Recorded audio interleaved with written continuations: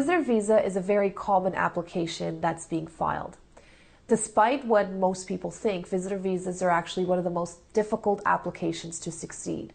And the reason why is a visitor visa is an application where we have to present to an officer that your intentions are temporary. You're coming inside Canada and then you're going to exit. So to have a successful application, those are the two main things we have to demonstrate. Why are you coming? How long are you planning to stay in Canada? Who are you coming with? Who are you visiting, etc. That's the first thing we have to show. And the second, which is equally important, is documentation to prove that you will exit the country. Unfortunately, there's many individuals who've come to Canada on a visitor visa and they have overstayed their welcome in Canada.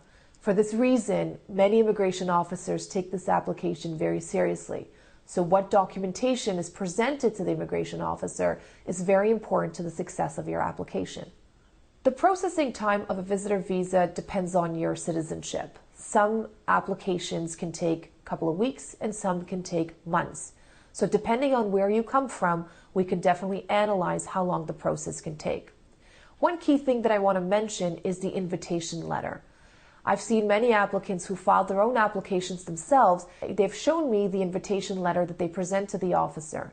Unfortunately, the invitation letter has to mention key things in it for the officer to believe that you're coming in for this purpose and that you will exit out. The invitation is a crucial part of the application that has to be worded correctly. The last thing I want to mention about the visitor visa is whether we should indicate single entry or multiple entry. This is very important because many applicants get their application refused because they simply put the wrong entry. Single entry is usually for applicants who literally want to enter just one time.